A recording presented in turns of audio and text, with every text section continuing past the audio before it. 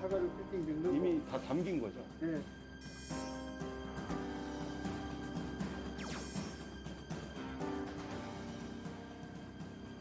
차로를 이용해서 가야 되는데 사실 차로를 이용해서 가는 거는 새로운 라스트마일 산업을 일으킬 수는 없기 때문에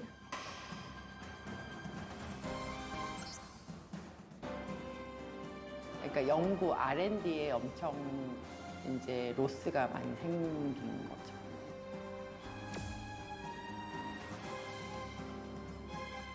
위기에 처할수록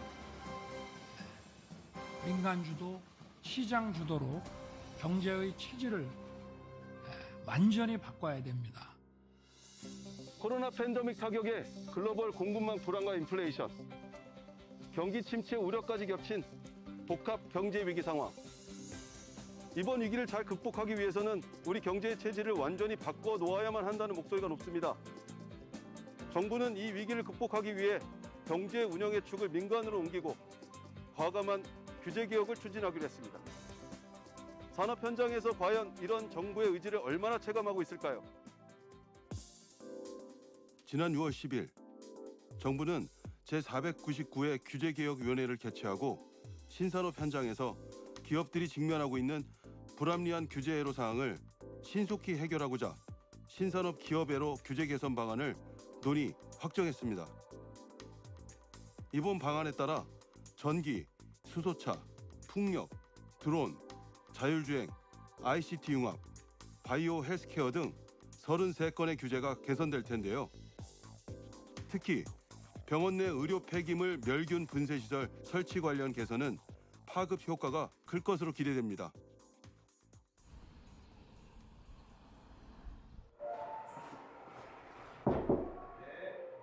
실례합니다. 안녕하세요. 선진국에서는 의료 폐기물은 이제 감염 위험이 있기 때문에 지정 폐기물로 분류가 되거든요. 그래서 발생지 처리 원칙을 기본으로 하고 있습니다. 병원 자체에서 검증된 방법으로 세균이나 바이러스를 멸균하고 또 재활용하지 못하도록 분쇄를 합니다. 그렇게 해서 안전화 처리를 한 다음에 이송을 하는 걸 기본적으로 시행을 하고 있어요. 그래서 멸균 분쇄 시설은 병원 내에 처리 시설을 직접 처리해서 자가 처리하는 자가 처리 시설이라고 생각해 주셨으면 좋겠습니다. 지당하게 처리해야 할 과정이었는데 그동안 그렇게 안 했던 거네요. 네, 맞습니다. 왜 안 했죠, 그렇게? 국내 여러 가지 상황적인 부분이 있었는데요. 가장 핵심적인 건 규제 때문에 그랬습니다. 이 관할 규제가 어떤 내용이냐면 교육 환경 보호에 관한 법률이라고 합니다. 그래서 일명 학교보건법이라 해요.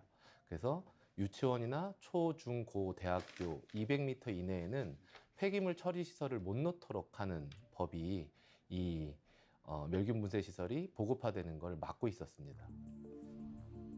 현재 국내에서는 의료 폐기물을 전량 소각 처리하고 있는데요. 문제는 의료 폐기물 전용 소각장이 전국에 14곳밖에 없다는 겁니다. 서울과 강원, 전북, 제주는 전용 소각장이 없는 상황.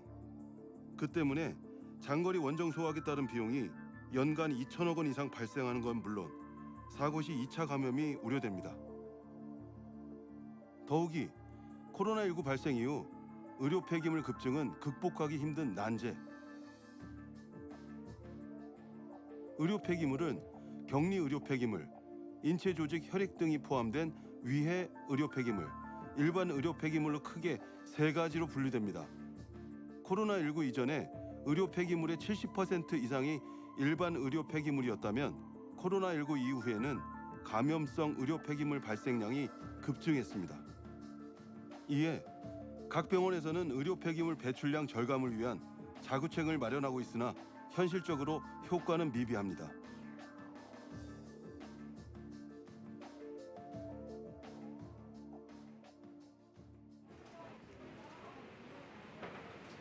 여기 지금 이미 패킹이 됐네요. 네, 요거는 이제 쪽에서 사과를 패킹 넣고 이미 다 담긴 거죠? 네, 요거는 이제 그 주사 바늘 아, 예. 바늘은 별도로 그 이제 아, 분리해가지고 플라스틱 통에. 네, 요 통에다 그냥 집어넣으면 의료사고만 손 다치고 뭐 그렇죠. 손에 찔리니까. 감염되고 하니까 네, 네. 그래서 이 플라스틱 통에 넣거든요.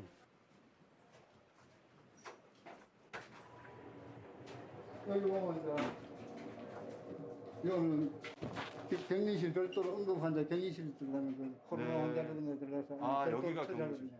퇴실하면 저거 딱 밀봉해가지고 세팅해가지고 밖으로 나와가지고 이제 가져가면 제가요.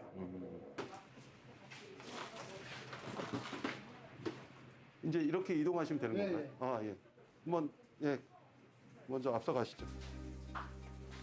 감염 위험이 높은 격리 의료 폐기물의 경우 소독, 밀봉을 철저히 한 후 전량 당일 소각을 원칙으로 하고 있는데요. 취재 중에도 상당한 양의 의료 폐기물이 나오는 걸 확인할 수 있었습니다. 일단 예, 이곳에 좀 설명을 좀 부탁드릴게요. 네, 이곳은 의료 폐기물을 집화하는 집화 장소인데요. 네. 이 보시다시피 플라스틱 통에 들어가 있는 것은 전염성, 감염성이 강한 의료 폐기물이고 일반 박스에 밀봉된 것은 일반 의료 폐기물입니다. 하루에 이 폐기물의 양은 어느 정도인가요? 네, 지금 저희들 병원은 하루에 약 한 800kg 정도의 의료 폐기물이 지금 나오고 있습니다. 그러면 그 코로나19 이전하고 지금 현재 상황은 좀 차이가 있나요? 네, 코로나19 이전은 일일 약 한 600kg의 의료 폐기물이 발생했고 코로나를 거치면서 일 한 200kg이 증가돼서 한 800kg 정도가 배출되고 있습니다. 지난해만 해도 코로나19 확진자가 급증한 하반기, 의료 폐기물이 상반기에 비해 2배 넘게 증가했습니다. 팬데믹이 사라졌더라도 의료 폐기물의 양은 조금 줄었지만은 계속 이렇게 더 증가하고 있는 그런 현실입니다. 규정이 더 까다로워지기 때문에 의료 폐기물의 양은 갈수록 늘어난다고 보시면 되겠습니다. 병원 내 멸균 분쇄 시설에서 멸균에 파쇄한 후 일반 폐기물로 전환하는 방법이 있지만 의료법상 부속 시설 인지가 모호해 활용이 불가한 상황. 그렇다면 매일매일 쏟아지는 이 수많은 의료 폐기물은 어떻게 처리되는 걸까요? 언뜻 보기에 평화롭기만 한 마을.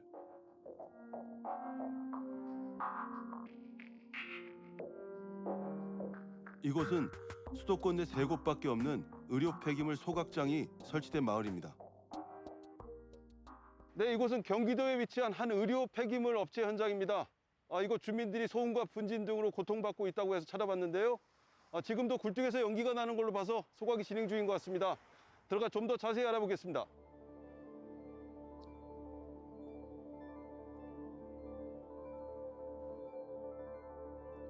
일회용 주사기, 의료 폐기물 전용 용기 등 합성 수지류가 주를 이루는 의료 폐기물. 소각하는 과정에서 다이옥신, 염화수소, 분진, 악취 등 유해물질 발생에 대한 우려는 철저한 관리로 불식시킨다 해도 주민들의 정신적인 고통까지 막긴 힘듭니다. 사람이 이게 이렇게 둥글거나 불면 냄새가 나서 죽었어요. 개 잡는 냄새가 나요. 어떤 냄새가? 무슨 냄새가 이상한 냄새가 나요. 뼈대기에 사다 태우잖아.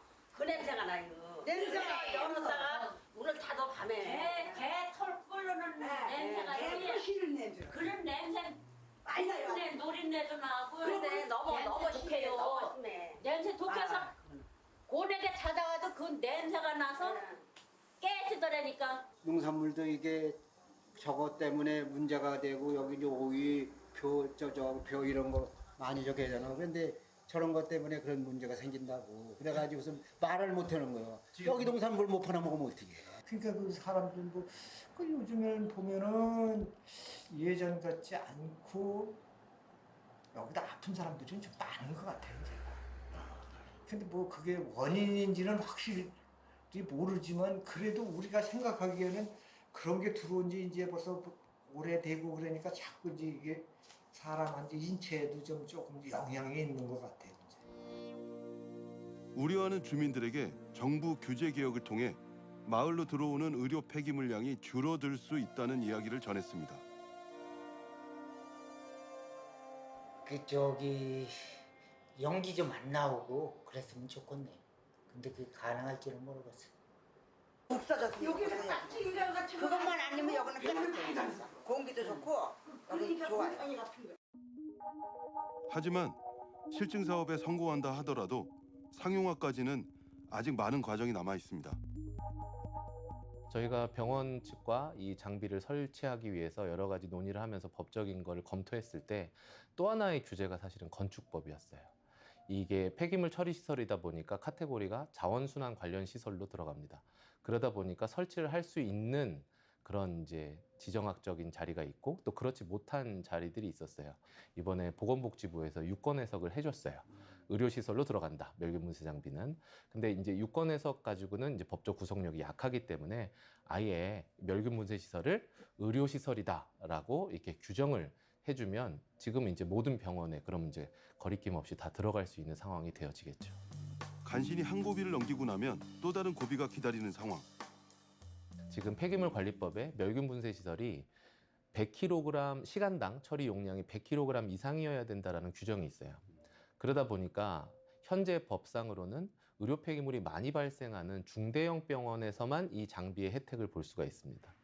그래서 실제 우리나라의 대부분의 그 부분을 차지하고 있는 병원은 중소형 종합병원이에요. 처분 용량을 조금 하향 조정을 해야만 대부분의 종합병원이 이 멸균 분쇄 시설의 혜택을 받을 수 있고 그것을 통해서 보급이 확대될 가능성이 더 높아질 것 같습니다. 규제 개혁은 역대 모든 정부의 핵심 경제 정책이었습니다. 성과가 없다고 할 수는 없지만 실제 기업들이 현장에서 느끼는 효과는 아직도 미진한 상황인데요. 왜 그런 건지, 실제 기업들이 현장에서 원하는 규제는 어떻게 풀어가야 할지 좀 더 자세히 알아보겠습니다.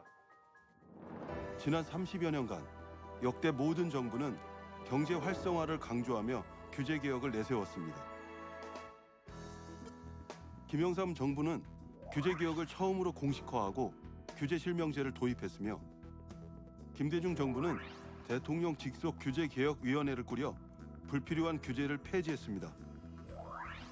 그리고 노무현 정부는 행정부담 감축을 제도화하고 다부처가 관련된 덩어리 규제 개선에 앞장섰습니다. 이명박 정부는 규제 전봇대 뽑기로 시작해 규제 철폐에 사활을 걸었고 박근혜 정부는 규제개혁 장관회의를 수시로 열어 규제비용 총량제, 손톱 및 가시 등을 이슈화했습니다. 또 문재인 정부는 규제 샌드박스를 도입해 포괄적 네거티브 규제로의 전환을 추진했지만 오히려 신설 강화되는 규제가 늘기도 했습니다. 경제개혁이란 시대적 소명을 안고 출발한 윤석열 정부. 새 정부 규제개혁의 핵심은 시장의 자율과 창의를 강화하는 민간 주도형 규제개혁입니다. DJ 정부 같은 경우에는 더불어서 작은 정부, 신자유주의, NPM 여러 가지 행정의 패러다임이 변하면서 정부가 다운사이징 돼야 된다는데 국민적 공감대가 있었습니다. 그렇기 때문에 규제라는 것은 흔히 말하는 정부의 권한, 기능이 될 수 있는데 그런 정부가 작은 정부로 변화하면서 양적인 규제 완화에는 성공하지 않았나라는 생각이 듭니다. 기본적으로 약간 그 시대 상황은 다릅니다. 시대 상황은 다르고 있지만 하나 같이 갈 수 있는 것은 그 당시와 현재가 경제적으로 상황이 안 좋다는 것입니다. IMF 경제위기 상황이라는 시대적 상황에서 경제난 타개를 위한 돌파구로 기업 규제 완화라는 카드를 꺼내들었던 김대중 정부.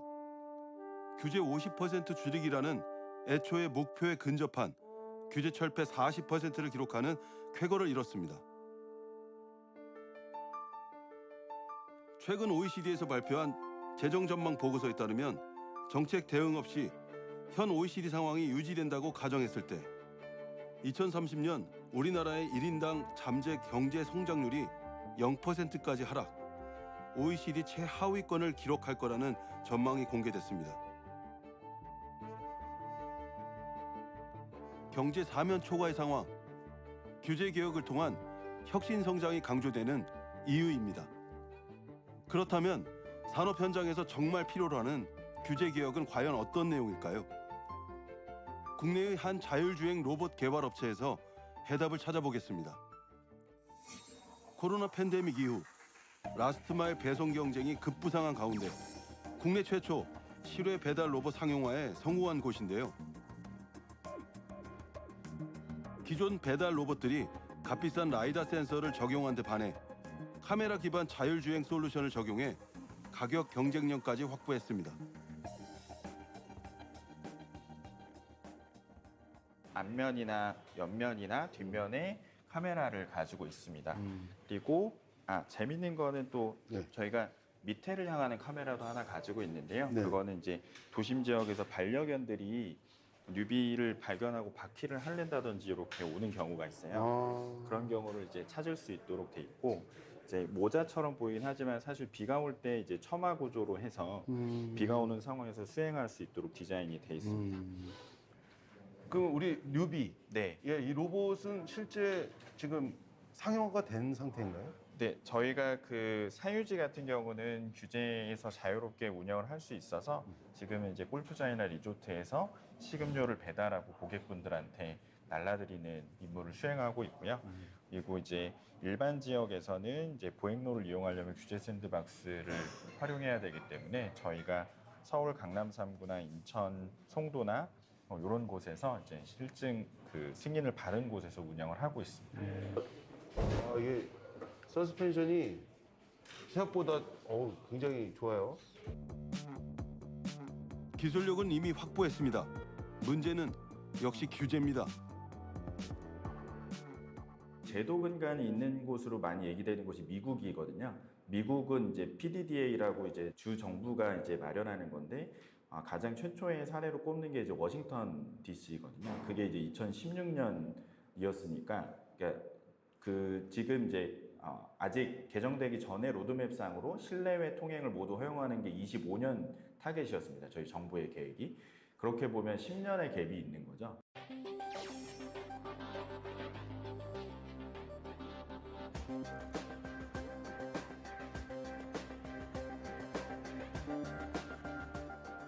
이제 25년 타겟으로 하던 거를 23년으로 2년 줄인 거거든요.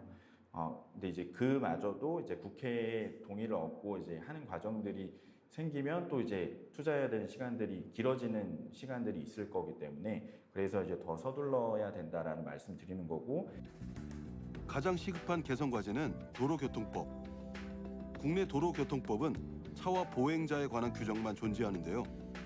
그렇다 보니 로봇이라는 새로운 주체에 대한 규정 기준이 따로 없습니다. 지금 현재상으로는 저희 배달 로봇 뉴비가 차로 분류가 됩니다. 따라서 차로를 이용해서 가야 되는데 사실 차로를 이용해서 가는 거는 새로운 라스트 마일 산업을 일으킬 수는 없기 때문에 저희가 이제 규제 샌드박스를 통해서 일시적으로 예외를 받아서 보행로로, 그래서 이제 도로교통법 관련해서도 조금 여러 가지 논의가 있어야 될 건데, 물론 이제 보행자들의 안전은 최우선. 정부에서 오는 2026년까지 기술 경쟁력으로 세계 5위권 안에 들겠다는 포부를 밝힌 드론 산업도 마찬가지입니다. 완전 자율비행 드론 기술력을 보유한 무인항공 선도기업. 현재 한손 조종 드론으로 세계 시장에서 주목받은 데 이어 배달 드론 상용화를 위해 기술 개발에 박차를 가하고 있는데요. 단기적으로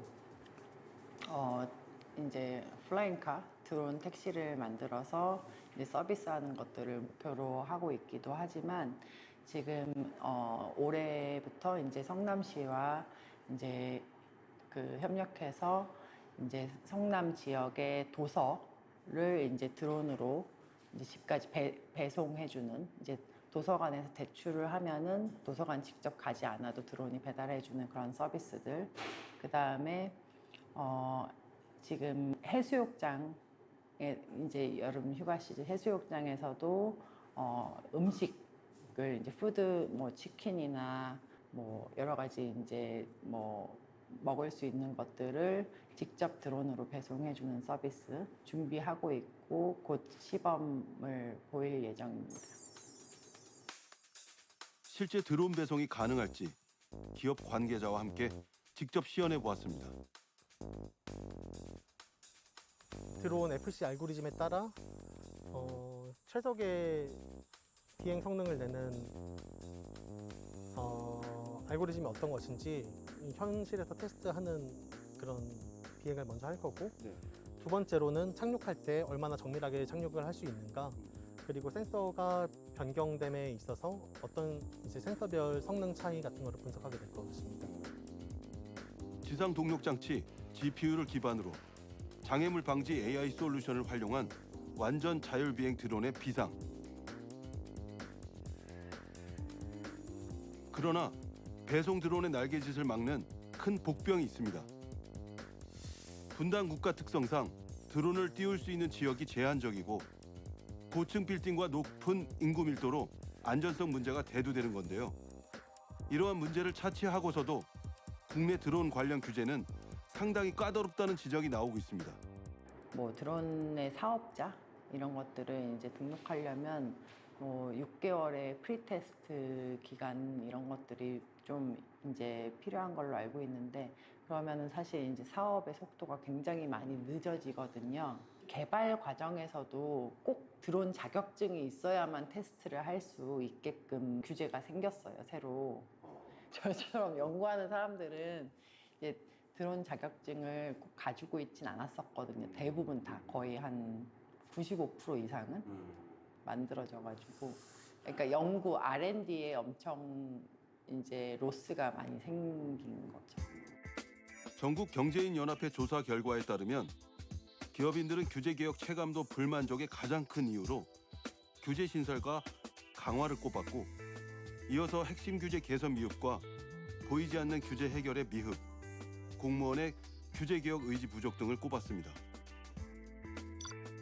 이에 정부는 우선 규제에 발목 잡힌 기업 투자 프로젝트를 발굴해 민간 투자를 촉진하고 주요국 대비 경직된 노동환경 규제를 합리적으로 개선해 기업 투자 환경을 선진화할 계획을 밝히고 있습니다. 새로운 규제가 생길 때부터 이게 필요한 규제인지 적당한 규제인지 좀 검증하는 기능을 좀 더 강화할 필요는 있습니다. 중요한 경우에는 이제 본심사에 올려가지고 하고 그전에는 예비심사 단계에서 어느 정도 조정하고 마는데요. 이제는 이제 온라인 심사도 도입을 해가지고 본심사 건수를 계속 늘려나가고 있습니다.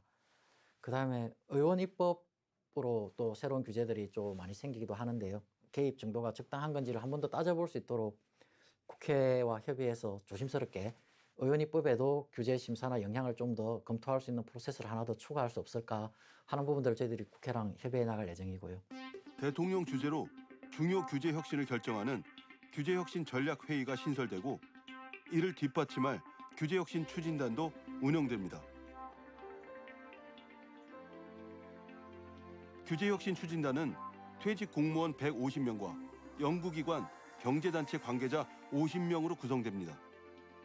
단일 부처가 추진하기 어려운 덩어리 규제를 심도 있게 검토하고 효과적인 개선안을 마련하는 조직으로 운영될 예정입니다. 또 공무원이 아닌 민간 전문가가 심판관으로 참여해 국민 입장에서 규제 폐지 여부를 심사할 규제 심판 제도도 도입됩니다. 정부가 안 되고 있는 게 노동개혁 분야, 노동규제.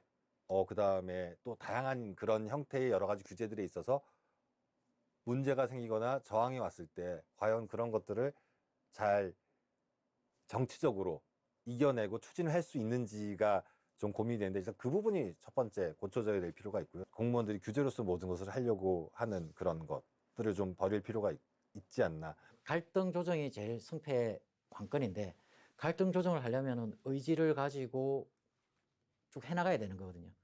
그리고 그거는 규제를 가진 부처가 바꿔야 되는 거기 때문에 부처에 있는 공무원들이 의지를 가져야 되는 거예요. 이번 정부 들어서는 부처가 다 자율적으로 TF를 만들어서 우선 자체적으로 발굴하고 하는 분위기가 굉장히 커져 있거든요.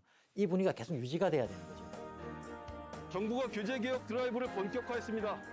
하루아침에 모든 규제를 없앨 수는 없겠지만 이미 현장에 나온 목소리는 현실화하겠다는 각오가 필요한 시점인데요. 정부가 강력한 의지를 가지고 규제 개혁을 실천해서 경제 반등의 모멘텀을 이뤄나가길 기대해 보겠습니다.